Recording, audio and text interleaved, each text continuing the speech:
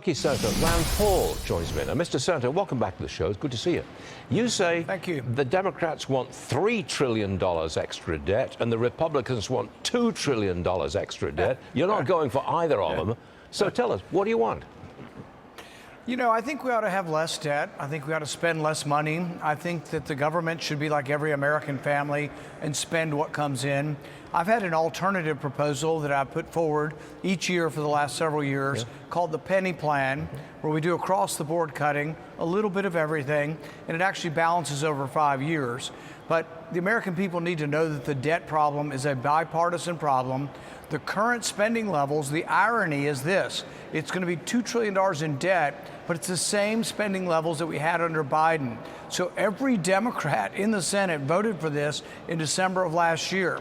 What they're opposing now is what they all have previously voted for. And I don't think the full significance of that irony has come forward, that they're voting against something they've all voted for previously.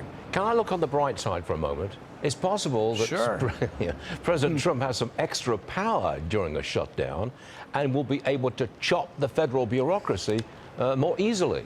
That's looking on the bright side, isn't it?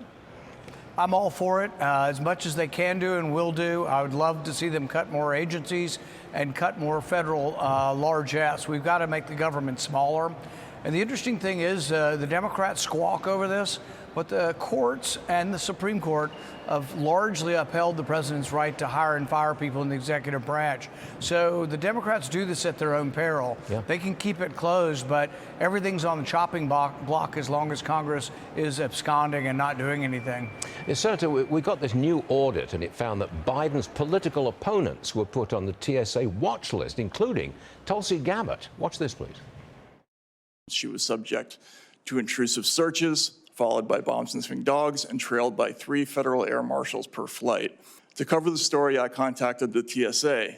We can't say if Mrs. Gabbard was in the program, but if she was, don't draw any conclusions, because we do this even to innocent people. The government spent $200 million a year following up to 50 people a day for a program that in its history never once led to an arrest or thwarted a single terrorist act. Senator, you revealed 3 current members of Congress were flagged. 24 Americans were deemed threatening for refusal to comply with COVID mask mandates. What's the government up to here? You know, our investigation has revealed some truly terrifying aspects to this. They were investigating an air marshal's wife, said that she was at January 6th entered the Capitol. Well, on January 6th, she was in Washington at the White House to celebrate the president's speech. She never came to the Capitol, but for 3 years, they harassed this poor woman. Everywhere she went, she was harassed and given extra shakedowns, extra pat-downs, and her husband was a senior flight marshal, air marshal. I mean, it's just crazy. They went after 3 congressmen.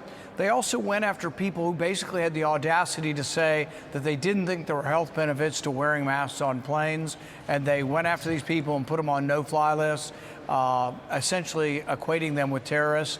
So this has got to stop. Fortunately, the Trump administration has put an end to the Quiet Skies program, but there are several ancillary programs that we want them to look at, and we want to make sure that they're looking for terrorists and not overly surveilling and intruding on American citizens. That's extraordinary, isn't it? I mean, you put on a surveillance list because you don't think there's many health benefits to wearing a mask during COVID. That's extraordinary stuff. But you revealed it. Senator Rand Paul, always a pleasure to have you on the show. Come and see us again real soon. Thank you, sir. Thank you. Yeah.